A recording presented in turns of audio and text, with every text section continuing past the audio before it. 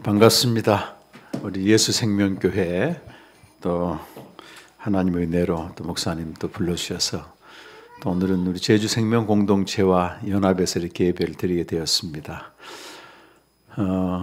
저도 우리 목사님 보고 한 달 전에 놀랐습니다. 한 150기 가까이 복음생명 캠프를 열고 국내에서 많은 사역자들과 목회자들 만나는데 정말 우리 고 목사님은 맨 앞에 앉으셔서 겸손하시게, 목사가 목사한테 은혜 받기 쉽지 않거든요. 정말 그 성령을 통해서 선포되는 그 말씀을 너무 겸손하게 또 뜨겁게 받으셔서 참 귀하시다 이런 생각을 했는데, 그렇기 때문에 우리 예수생명교회 성도들 한 분 한 분이 또 귀합니다, 여러분. 개척교라고 했는데요, 개척교회 넘어서 예수생명교회잖아요. 예수생명교회 너무 좋은 이름입니다. 우리 한국 기독교가 상당히 지금 어려운 가운데 있습니다. 그래서 과연 50년 후, 100년 후도 과연 존재할까 할 만큼 굉장한 도전을 받고 있습니다. 제가 최근 박영규 교수님이라고 총신대에서 그 교회사를 전공하신 분 강의를 좀 들었는데, 얼마 전 조사를 해봤더니 특히 코로나 이후로 급격히 교세가 지금 쇠퇴하고 있고, 적게는 500만 명까지, 한때 1200만이었거든요. 근데 그것이 상당히 거품이 있었지만은 이제 500만까지 내려왔다 이런 말도 있고, 우리 선교사님이 세우신 그 연세대 같은 경우는 내가 그리스도인이라고 직접 자기를 밝힌 아이들이 100명 중에서 한 2명, 2% 정도라고 얘기합니다. 그리고 조사에 따르면 우리 기독교에 대한 호감도가 너무 많이 떨어져 있어요. 그러니까 10명 중에 한 6명 정도는 그냥 비기독교가 아니고 반기독교입니다. 반기독교. 기독교를 반대하는 안티크라이스트가 되어버렸어요.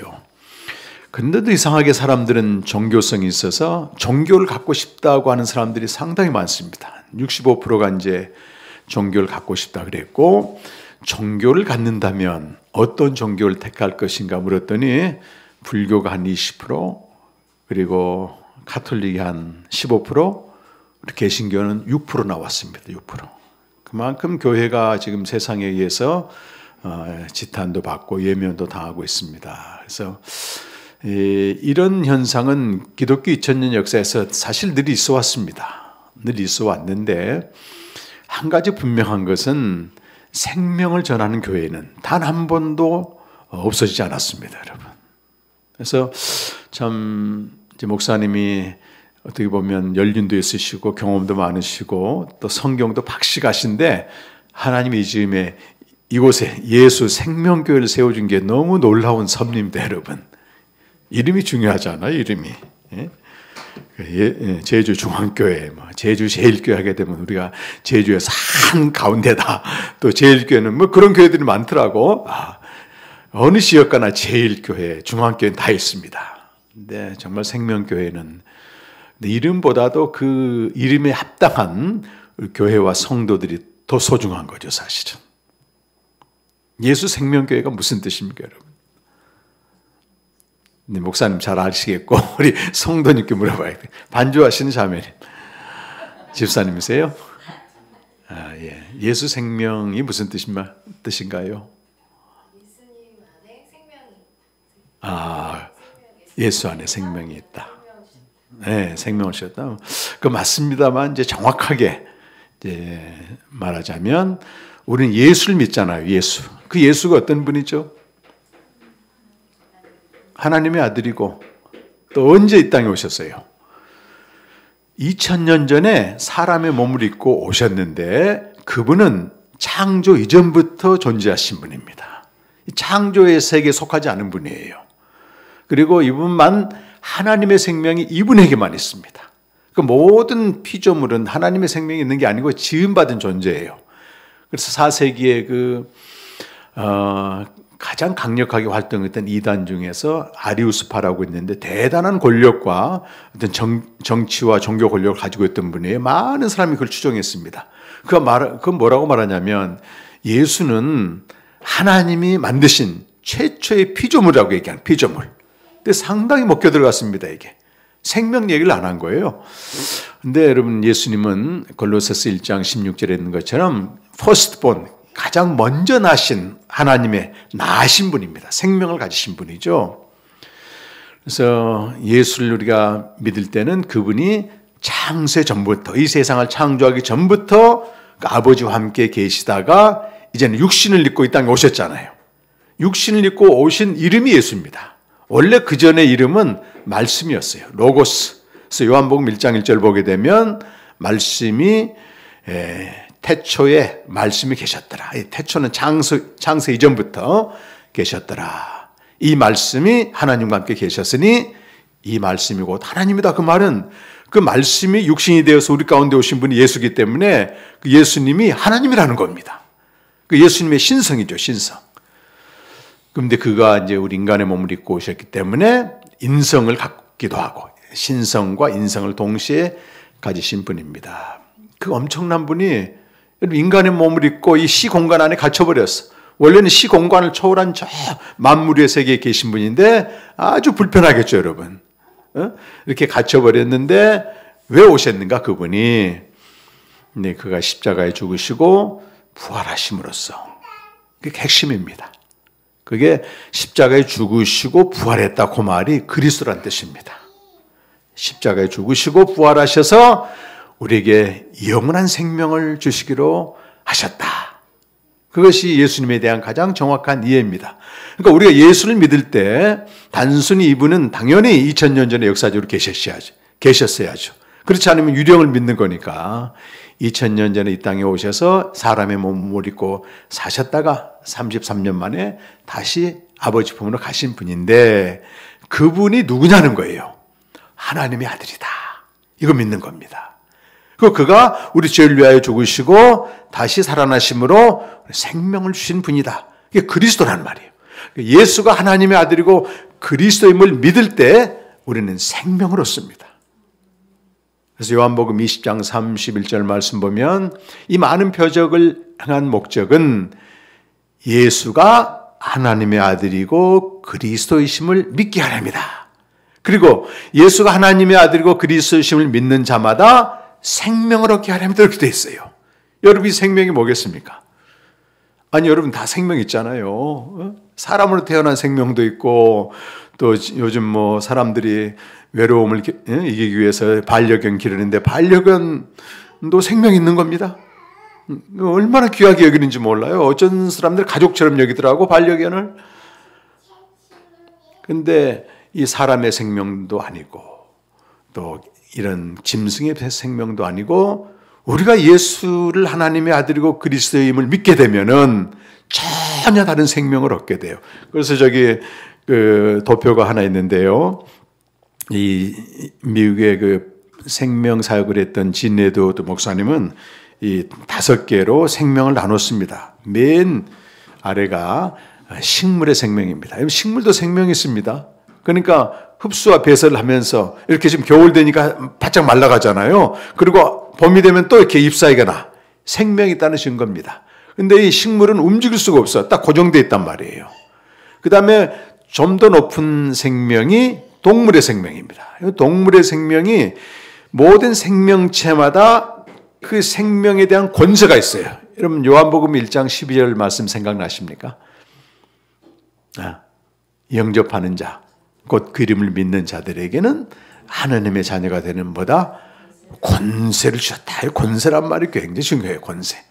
권세는 엑수시아란 말인데 존재로부터 나오는 것, 이런 뜻입니다. 그러니까 모든 존재하는 것으로부터 나오는 게 뭐예요? 권세가 있는 겁니다. 권세. 그래서 상위 생명은 하위 권세를 지배하고 통치하는 권세가 있는 거예요. 그 동물의 생명이 식물의 생명을 지배합니다, 여러분. 식물 중에서 가장 왕중 왕의 식물이 지금 아프리카에 주로 있는 바오밥 나무. 바오밥 나무 혹시 아세요? 바오밥 나무. 어린 왕자에 나오는 바오밥 나무. 근데 아프리카 전역에 있는데 바오밥 나무 중에서 가장 크고 오래된 바오밥 나무는 마다가스카르에 있습니다. 마다가스카르는 아프리카 동쪽의 섬나라거든요. 제가 지난 7월 때도 거기 목회자들 세미나하고 왔습니다만 제가 2015년도, 2014년도 두 번 연이어 갔었어요. 근데 두 번째 갔을 때 바오밥 나무가 세계적인 관광지이기 때문에 1박 2일 거쳐서 사람들이 막 몰려오거든요. 그래서 선교사님이 이제 안내해서 갔는데 정말 사진에서만 봤던 어마어마합니다. 나무 이 기둥이 말이죠. 한 장정 한 20명 정도 또 손으로 이렇게 해야만 엄청난 나무에 거기에만 있는 바오밥 나무입니다. 근데 그 나무 하나 이렇게 탁 쓰러져 있는 거예요. 그래서 선교사님한테 물었더니 그 자그마한 불개미가 이걸 갉아먹은 겁니다. 이게 뭐예요? 이게 권세입니다. 권세. 비록 작은 불개미의 벌레 생명이지만 어마어마한 그 바오밥 나무를 무너뜨릴 수 있는 권세가 있는 겁니다, 여러분. 그 인간의 생명은 어떤 권세가 있어요? 짐승들을 다스리는 권세가 있습니다, 여러분. 지금 아프리카 차드도 제가 매년 갔는데 거기 가게 되면 아주 원주민들처럼 사는데요. 뭘 보냐면 그 큰 황소를 그 초등학교 된 아이가 막 채찍을 막 때리면서 몰고 가는 거예요. 우리 옛날 시골에 사신 분들이 보셨을 겁니다. 농사하는 분들은. 근데 이게 능력이나 이 외형으로 보게 되면 황소가 한 10배 이상 클 텐데 그 조그만 아이가 채찍을 때리니까 맞는 거예요. 끌려가는 겁니다. 이건요. 능력의 문제가 아니고 권세의 문제라고 하는 것입니다. 권세입니다. 인간의 생명이 가진 권세도 대단합니다, 여러분. 인간이 갖고 있는 이성이 과학과 의학과 문명을 만들어내서 지금 엄청난 사회가 되고 있잖아요, 이게. 이거 다 인간에게서 나온 겁니다, 여러분. 근데 그 다음 위생명이 천사의 생명입니다. 이 천사의 생명은 우리 인간을 통치하고 다스립니다. 훨씬 권세가 있습니다. 그래서 시편 8편 5절에 보면 하나님이 사람을 지으시되 누구보다 조금 못하게 하셨다고 되어 있어요. 천사보다 조금 못하게 하셨다는 거. 천사는 하나님이 부리시는 심부름꾼입니다. 사역자들이에요. 그러니까 누가 가장 높은 권세가 있습니까, 여러분? 하나님의 생명이 가장 높습니다. 하나님의 생명은 이 땅에 속하지 않고 이 땅을 만드신 생명의 권세입니다, 여러분. 그래서 이 생명을 누구에게만 줬는가 하면 하나님이 그 아들에게만 주신 거예요. 아무에게도 주지 않았습니다. 그래서 아들에게 하나님에게서 난 유일한 아들을 가리켜서 우리가 독생자라고 얘기하는 거예요. 독생자 한 분밖에 없다는 거죠. 근데 우리 모든 인간은요 3번 생명으로 태어나는 겁니다, 여러분. 그리고 누구의 지배를 받는 거예요? 천사의 지배를 받는데 그것도 타락한 천사의 지배를 받아. 타락한 천사가 여러분 마귀입니다, 마귀. 에베소서 2장 1절 이하에 보게 되면 허물과 죽은 우리를 그리스도께서 살리셨도다. 그러니까 모든 사람은 태어나면서부터 자기가 원해서 태어난 것도 아닌데 태어나자마자 시편 51편 5절 보면 죄악 중에 출생했고 우리 모친이 죄 중에 날 잉태에 태어나게 했다는 거예요. 죄 중에 태어났다는 얘기는 영적으로 죄를 짓게 하는 이 마귀의 지배를 받고 있다고 하는 것입니다. 그의 삶의 모습이 어떤가요, 여러분? 육체와 마음에 원하는 것을 하는다. 그렇게 살아가면서 성공했다고 말해. 이 세상의 사람들은요, 자기가 육체와 마음에 원하는 대로 하면 성공했다고 얘기하는 겁니다. 그런데 영적으로 보게 되면 본질상 진노의 자식이다. 진노의 자식이다. 이렇게 말.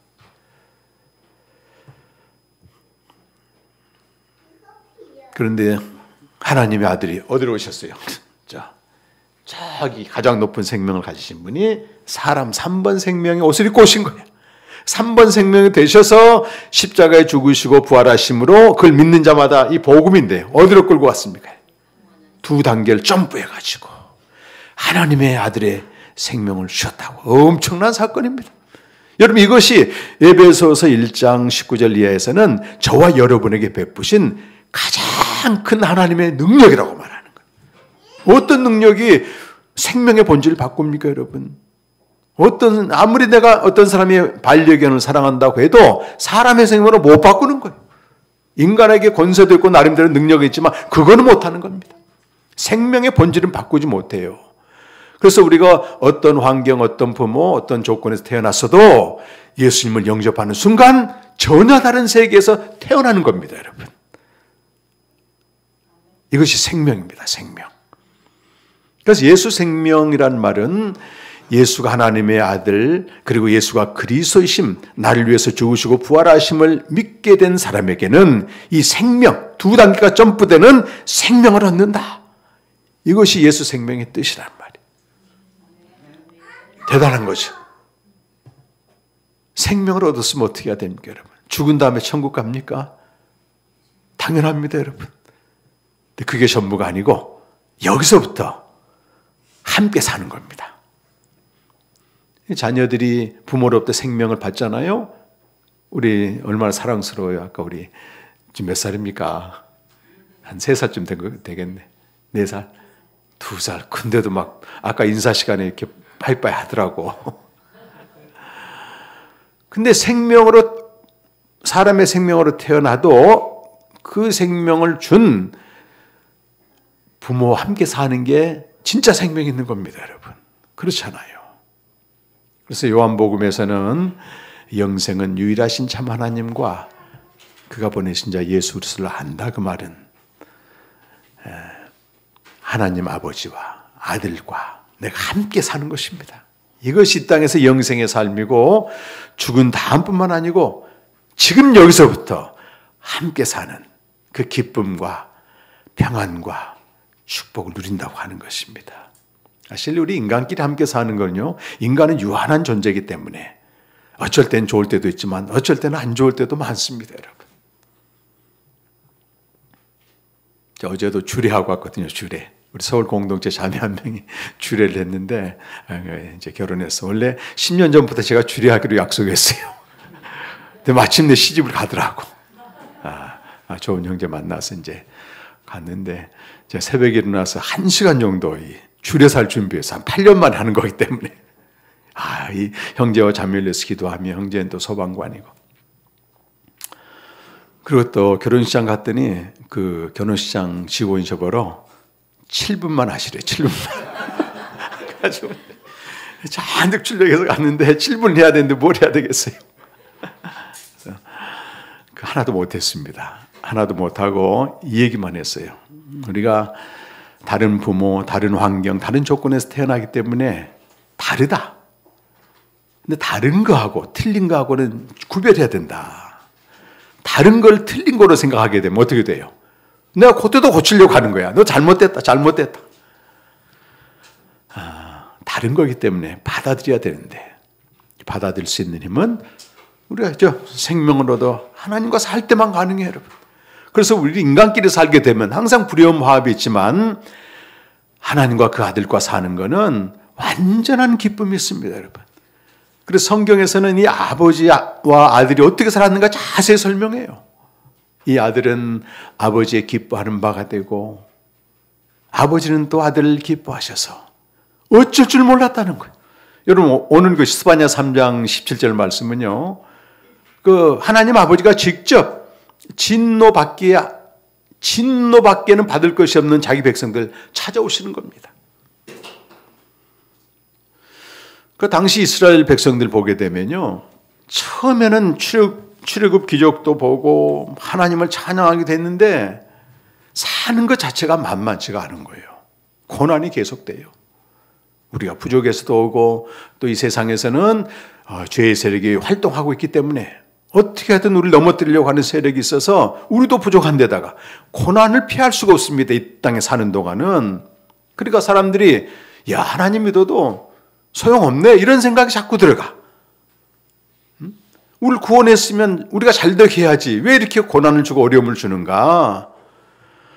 근데 하나님이 고난과 어려움을 주는 것은 분명한 목적이 있거든요. 여러분, 히브리서 12장 6절 이야기 보게 되면 하나님은 친자식이기 때문에, 친아들이기 때문에 우리를 징계하시고 시험하는 거예요.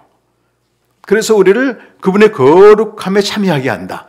거룩함에 이른 열매를 맺게 하는데 마지막은 영생이다. 넘어져도 영생이라는 거잖아요, 마지막은. 근데 이 세상 사람들은 아무리 잘 돼도 마지막이 사망이다, 이렇게 가기 때문에 지금 2살, 3살짜리 얼마나 사랑스러워요. 그런데 부모 입장에서는 아이가 계속 그 상태로 깨두면 어떻게 돼? 이거 큰일 난 거지. 큰일 나는 거지. 자라야죠. 자라서 때가 되면 학교도 가야 돼. 학교 가기 좋아하는 사람 누가 있어요? 공부하기 좋아하는 사람 어디가 있어? 혼내서라도 공부를 시키고 학교 보내고 과외도 시키고 애들은 힘들어 죽겠지만 그렇게 해서 뭘 만들어요? 사람을 만들지 사람. 고생해 가면서.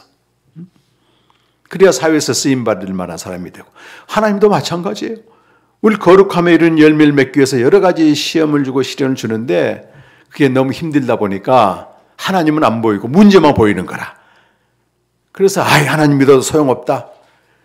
이런 신앙이 스바냐서 당시에 팽배했던 것입니다. 강대국은 위협하고 하나님은 안 보이고 이러니까 이 사람들이 스바냐서 앞에 보게 되면 이렇게 얘기하는 1장 여러분 12절 말씀해 보시면요. 이렇게 되어 있습니다. 아예 대놓고 우상을 섬긴 사람도 있어요. 하나님 나 안 믿어 그러면서 완전히 세상으로 가버린 사람도 있는가 하면 이런 사람도 있는 거 1장 12절 말씀 한번 읽어보십시다 같이. 그때 내가 예루살렘에서 찌꺼기같이 가라앉아서 마음속에 스스로 이르기를 이렇게 말한다는 거예요. 여호와께서는 복도 내리지 아니하시고 화도 내리지 아니하시리라. 이런 자들을 등불로 두루 찾아다니면서 벌 내리시겠다는 거예요. 하나님의 백성이 하나님의 존재 자체를 거부해버리는 겁니다. 근데 이 상황에 오게 되면요. 그럴 수 있습니다. 우리 인간적으로.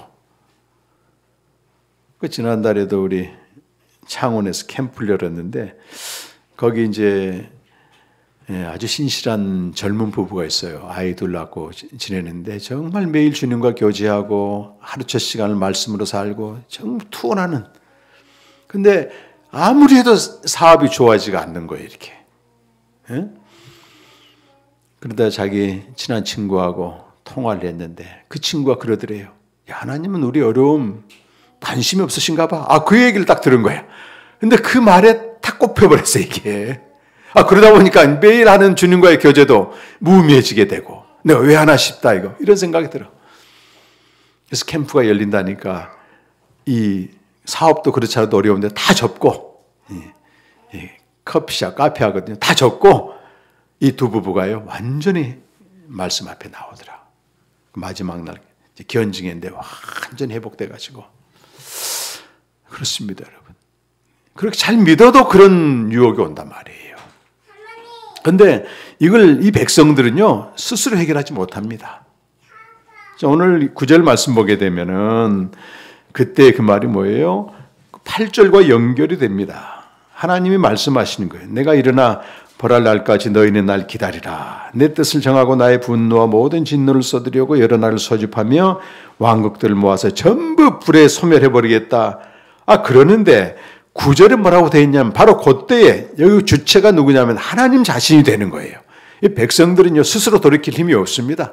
하나님이 주체가 되셔서 이들의 입술을 깨끗하게 하고 여호와 이름을 부르게 하고 한 가지로 섬기게 한다는 겁니다. 그래서 우리 인간이 할 수 있는 일은 하나님을 떠나고 의심하고 쫓겨다니고 이런 것밖에 없습니다. 우리 인간이 하는 거는. 근데 하나님은 그런 우리를 위해서 어떻게 하십니까? 친히 일어나셔서 이 구원의 행동을 계시하신다는 겁니다.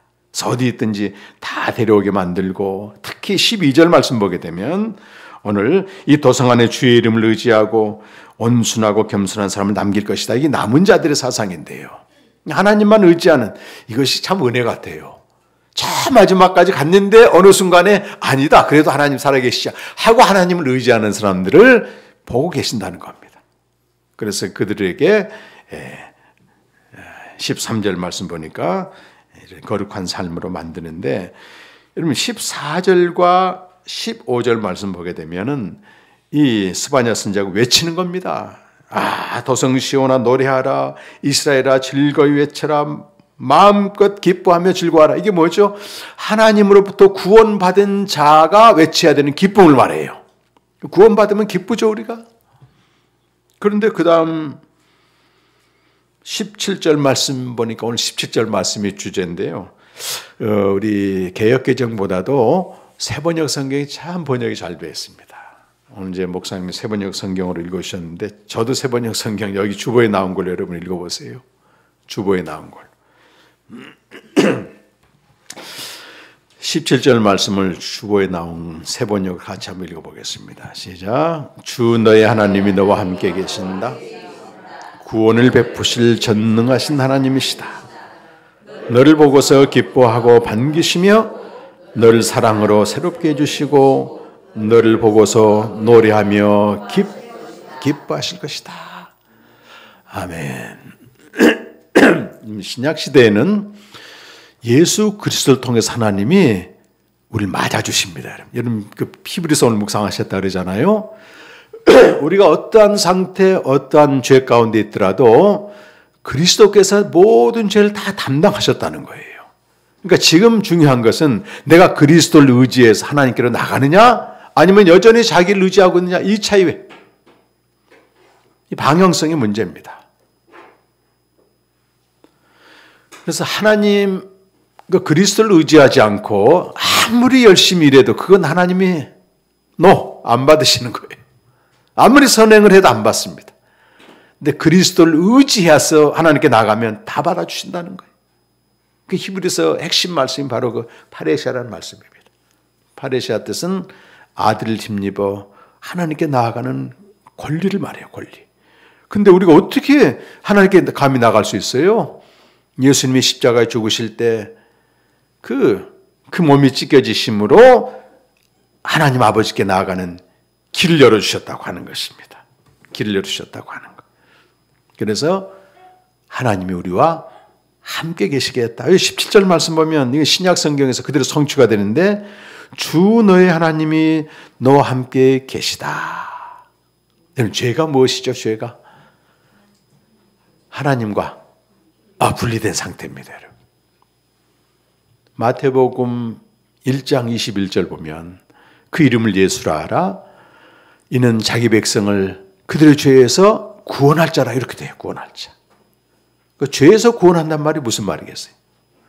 내가 도덕적인 잘못이나 어떤 행위적인 잘못으로부터 건져낸다? 그래서 깨끗한 사람 만든다?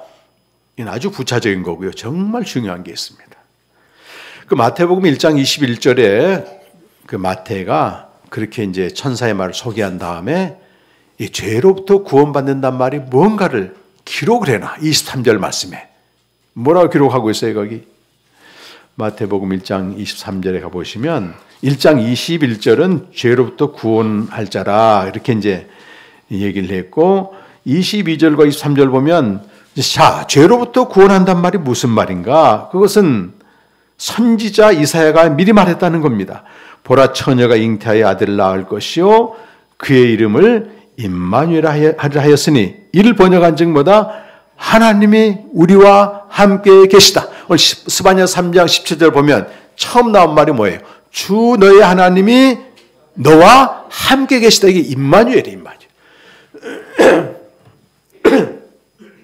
그 다음 죄가 뭐겠습니까, 여러분? 하나님과 함께 있지 않는 게 죄예요.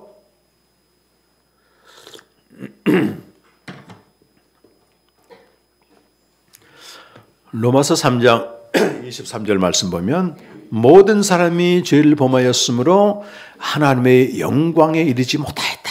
그렇게 되어 있어요. 그러니까 죄는 뭐냐면 하나님과 분리되어서 그분의 영광에 이르지 못한 상태를 죄라고 말하는 겁니다. 그런데 예수님이 이 땅에 오신 목적이 뭐예요? 십자가에 죽으시면서 하나님과 분리된 우리들 다 끌어안고 십자가에 딱 죽으신 거예요. 이렇게.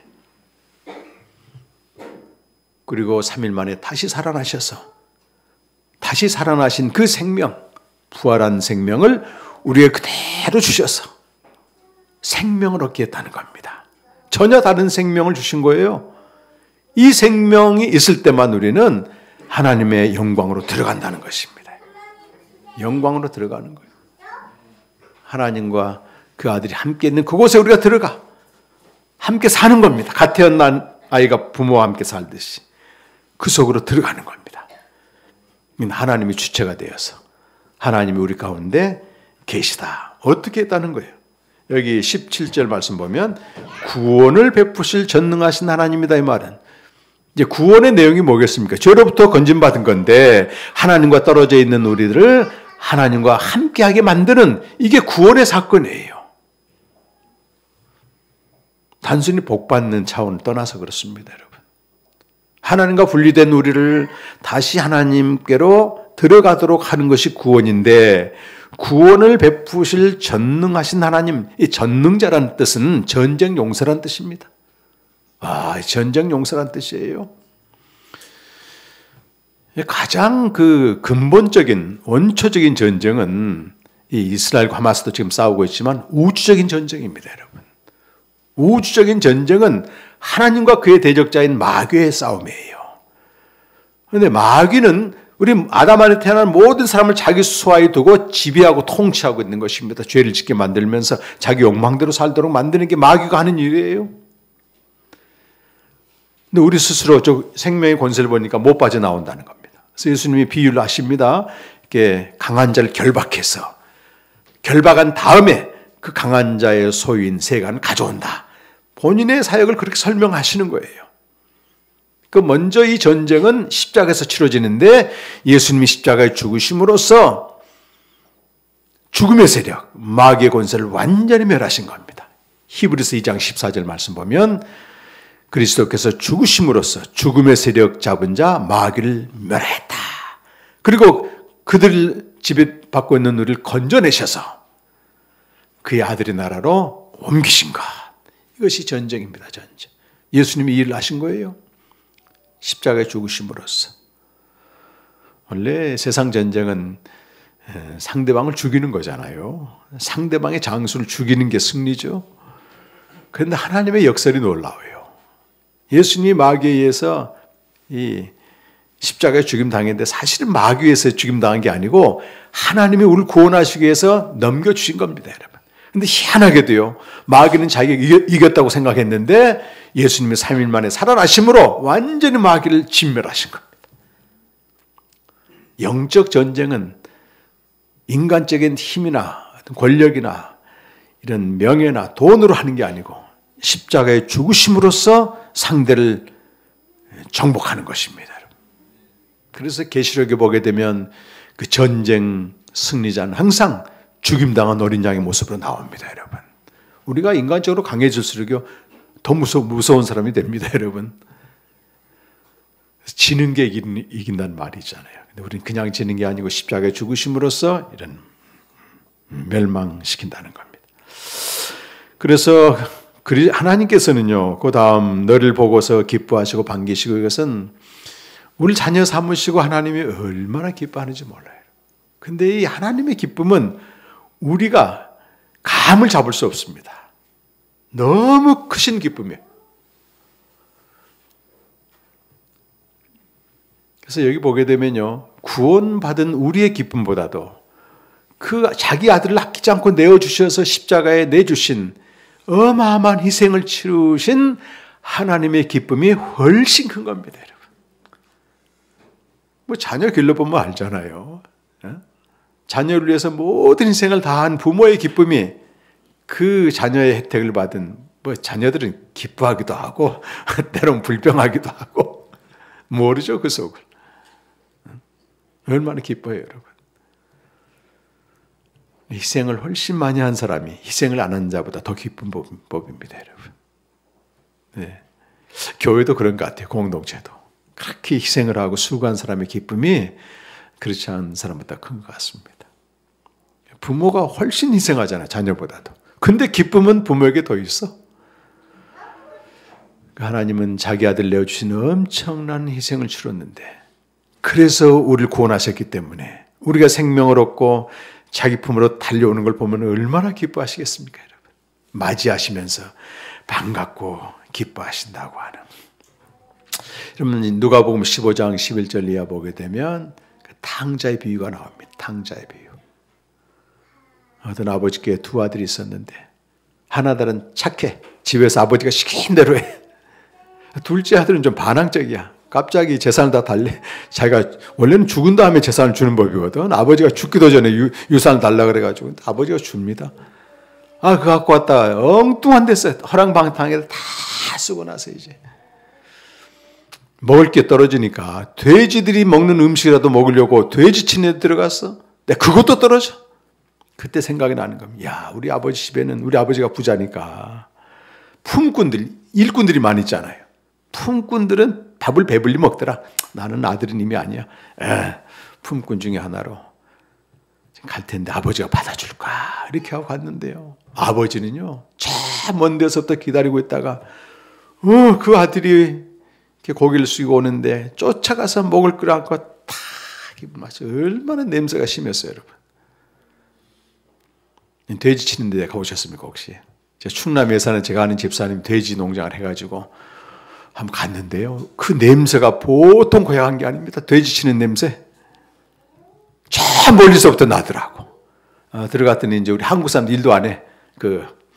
외국인 노동자들 있잖아요. 그 사람들이 그 일을 해요. 얼마나 심한지 몰라. 근데 그 돼지가 먹는 그까지 먹었으니 아들이 얼마나 냄새가 나겠어?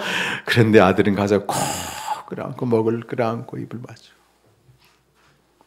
야는 진짜 사랑하면요 냄새가 안 난답디다. 애기들 똥 싸면 냄새 납니까? 나지. 근데 부모는 그게 냄새를 맡더라고. 이렇게 가서 어쩔 때 보면 제가 존경하는 어떤 목사님이 아프리카를 갔는데 아프리카 오질 갔대요. 그때 한국 선교사가 이제 안내해서 갔더니 그 냄새 안 씻거든. 그 사람들은 안 씻고 삽니다. 이빨도 안 닦고 삽니다. 어떻게 냄새가 심해가지고 하루도 못 견디고 막 힘들어가지고 오는데 그 선교사님은요 냄새가 안 난대요. 사랑하니까 그렇다는 겁니다. 사랑하니까. 그 탕자를 맞이한 아버지가 그래요. 얼마나 우리가 추악하고 더럽고 냄새나고 영적으로 말하면 죄악된 존재인데 그 아버지가 우리를 받아주신다는 겁니다. 여러분. 깜짝 놀랐겠죠? 밥 한 그릇 따뜻하게 먹으면 그게 기대했는데 와서 딱 받아줄 뿐만 아니고 아들의 권세를 회복시켜 주시는 거 이렇게 좋은 신발을 내주고 신발은 노예들에게는 안 주거든요. 품꾼들에게는 아들의 자리를 권세를 회복시켜주고 또 손에 가락지를 권세를 주고 좋은 옷을 입혀주면서 그 집에서 가장 살찐 송아 잔마를 잡아서 막 잔치를 벌이는 거예요. 제가 그 탕자였다면 너무 놀랐을 것 같아. 너무 당황했을 것 같아. 이해가 안 됐을 것 같아. 받아주기만 해도 감지덕진데 잔치까지 벌여주니까 그때 아버지가 그렇게 말하잖아요. 나와 함께 즐기자. 이거 잔치는 아버지의 기쁨이지 돌아온 자식은 비참하게 있는 거예요. 눈치 보고 그때는 빨리 자기를 잊어버려야지 아버지 잔치에 참여하는 것입니다. 우리가 구원받은 자의 기쁨도 있어요. 나 같은 자를 하나님이 용서하시고 나 같은 자를 건져주시고 나 같은 자를 아버지 집에 있게 하셨다. 전혀 기쁨이 느껴지지 않아. 감도 없어. 근데 아버지는 훨씬 우리가 상상을 초월하고 우리 인간의 이성으로 헤아릴 수 없을 만큼 기쁨으로 우리 기쁘게 맞아주시는 겁니다. 기쁘게. 그 품에서 지내게 하신다는. 그 다음 절 말씀 보게 되면은 기쁘게 반기실 뿐만 아니고 17절 중간에 너를 사랑으로 새롭게 해주시고 이렇게 돼. 날마다 사랑으로 새롭게 해주신다는 거예요. 그리고 너를 보고서 노래하며 기뻐하실 것이다. 춤을 춘다는 겁니다. 우리가 그 아버지 품에 거할 때만이 날마다 새로워집니다. 여러분. 자라나게 돼요. 변화되게 되는 것입니다. 그래서 이 생명을 얻은 자들은 생명으로 교제하는 것인데 생명의 교제가 짐이 아니고 날 기뻐 반기시는 그분 앞에 달려나가는 겁니다. 달려나가는 거예요. 그럼 그분이 날 받아주시면서 어떻게 한다? 한없는 사랑을 보여줘. 사람은요 사랑을 받을 때 변화되는 거지 지적질하고 또 혼내고 그건 잠깐 하는 거지만 그 모든 것도 사랑 안에 들어가 있는 거예요. 사랑을 느낄 때 날마다 새로워지는 거예요. 기뻐하고 춤을 추는 것입니다. 그래서 삼위 하나님은 오늘 삼위 하나님께 예배드립시다, 경배합시다. 첫 번째 기도 제목인데 삼위 하나님은 충만한 기쁨 속에 거하십니다. 그리고 우리가 가면 언제든지 기쁨으로 받아주시는데 그 근거가 예수님을 통해서 그러시는 거예요. 우리 자신이 아니고. 그래서 신앙생활은 축제고 기쁨입니다, 여러분. 축제고 기쁨이에요. 우리 예수 생명교회가 정말 하나님이 세우셨는데요. 여러분 한 분 한 분이 너무 귀하고 또 목사님이 이런 생명을 알고 생명으로 교제하시면서 전하는 희귀한 교회입니다, 여러분. 앞으로 교회는 희귀해질 겁니다. 지난해 일본에 다녀왔는데 일본은 0.4%이기 때문에 1000명 중에 4명 믿는 1억 2천 그 인구 중에서 40만 명 정도 믿습니다. 거의 찾아볼 수 없습니다. 근데 거기 신학교가 있어서 갔더니 신학교의 학생이 6명이에요. 건물도 다 제대로 돼 있고 교수진도 짱짱하고 한데 각 학년에 2명씩입니다. 근데 이 신학생들이 사명 있어서 온 사람들은 별로 없어. 두 종류예요. 하나 말씀을 좀 더 알고 싶어서 오는 사람하고 자기 정신적으로 문제가 너무 많으니까 이것 좀 치유받으려고 온 이들입니다. 근데 교수님들이 정성을 다해서 가르칩니다. 그래서 거기 이또 선교사님이 이제 교수로 있는데 선교와 제가 그분 좀 만나러 갔다가 1시간 정도 복음을 전했는데 이또 선교사님 저한테 그래요. 목사님, 이 우리 신학생들은 너무 초짜고 잘 아무것도 모르고 하니까 제발 어려운 얘기하지 마시고. 근데 참 놀라운 건요. 제가 1시간 동안 이 요한복음에 나오는 생명의 말씀만 그대로 전했습니다. 나중에 들어보니까 6명 신학생들이 다 은혜를 받았다는 거예요. 그러니까 이건 가난하고 통회하는 하나님을 정말 알고자 하는 그 마음이 역사하는 거예요. 제가 나중에 학장과 부학장 만나서 하는 그런 얘기했어요. 완전히 일본 그리스도인들은 다이아몬드입니다. 다이아몬드란 희소성 때문에 가치가 있는 겁니다. 희소성 때문에. 생명을 알고 전하고 생명으로 사는 교회는 우리 한국 교회가 지금 한 이제 뭐 아까 말씀드린 대로 아무리 많이 잡아도 600만 명, 700만 명 정도 되지만요 정말 희소합니다. 그건 제가 15년 동안 복음 생명 사역을 해보고 많은 목회자들이 다녀가고 한 결과입니다. 결과. 너무 모릅니다, 여러분. 그냥 여기서 어떻게 살다가 죽으면 천국 간다. 이 프레임을 못 벗어나고 있는 거예요. 성경은 분명히 말하잖아요. 죄는 뭐냐? 하나님의 영광을 보지 못하는 거다. 그건 죄로부터 구원받은 자는 뭐냐? 생명의 계절을 통해서 그분의 영광을 보고 춤을 추는 거다.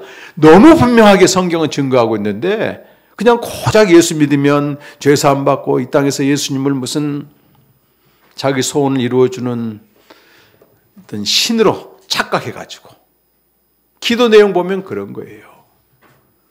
다 도태됩니다. 땅에서 난 거는 여러분. 절에 가면요 그런 기도 많이 했어요. 소원 성취와 가정 행복.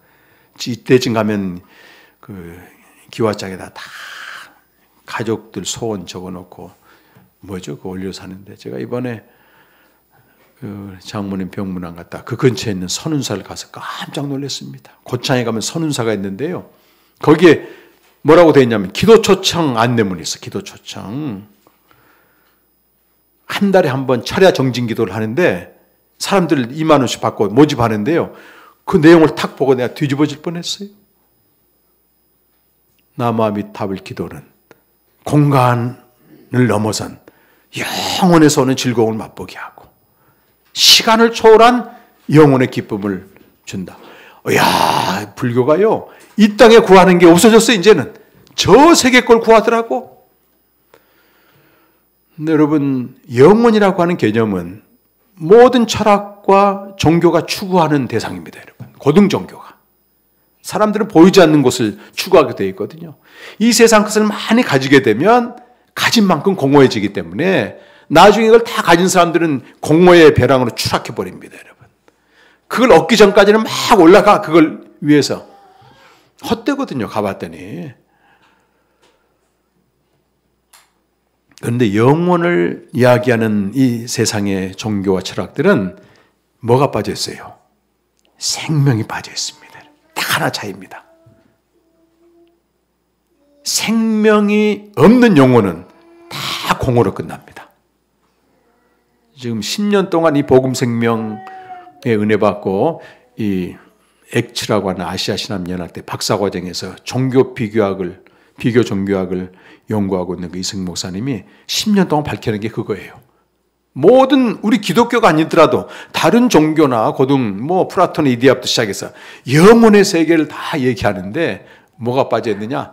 생명이 빠져 있고 영혼의 세계 창세 전부터 현존하시는 삼위 하나님이 빠져 있기 때문에 거기다가 누가 들어가요? 자기가 들어가는 거예요. 영혼의 세계. 조망하죠. 근데 요한복음이나 이런 사도시신 보게 되면 영혼의 세계, 영생 아주 많이 나옵니다. 계시의 도식으로 펼쳐지는데요. 비밀은 창세 전부터 계신 그리스도다. 그리스도가 오시기로 미리 정해졌다. 우리에게 생명을 주시기 위해서 오셨다. 영으로만 안다. 널려 있습니다. 널려 있어. 안 보이면 모르죠. 근데 우리 고 목사님 이번에 또 캠프 오셔서 같이 교제하면서 큰 눈이 떠져가지고 말이죠. 완성을 향해서 나가는 겁니다. 놀랍습니다. 물론 이건 희소성이 있습니다. 그러나 그것으로 충분합니다. 초대교회가 그랬습니다. 10명 넘지 않았습니다. 여기는 거의. 모일 수도 없었습니다. 15명 이상 모임 자체를 금지했으니까. 그러나 그들은 아주 강력한 생명의 공동체로서 세상을 변화시켰지. 세상에 의해서 변화되지 않았다는 겁니다, 여러분. 좁은 길이지만 여러분 생명의 길 계속 걸어가시고 문은 좁지만 들어가고 나면 삼위 하나님의 충만한 기쁨 속에서 그분이 날 맞이하기 때문에 감격스럽습니다. 기쁨이 없으면 어떻게 하겠습니까? 매일. 우리 예수생명교회가 제주도뿐 아니라 열방에 생명을 전하는 날마다 우리를 맞아주시는 기쁨으로 맞아주시는 아버지 앞에 각자가 나가시고 그 기쁨으로 서로 교제하시고 주어진 삶의 현장에서 이 하나님과 교제의 기쁨을 흘려보내시는 귀한 교회 되시길 간절히 축원합니다. 한번 기도하겠습니다. 하나님 아버지 감사합니다. 이곳에 하나님께서 생명이 부재한 이 시대를 보고 이 예수 생명교회를 우리 목사님 통해 세우시고 귀한 지체들 불러주셔서 감사합니다. 이제 계속해서 하나님께서 또 목사님을 통해서 생명의 말씀이 선포될 때 생명을 알고 또 풍성히 누리고 특별히 매일 생명의 교제를 통해서 삼위 하나님이 누렸던 그 영광을 날마다 보며 생명의 교제 공동체로 견고해서 갈 수 있도록 축복하여 주시옵소서. 예수님의 이름으로 간절히 기도하옵나이다. 아멘.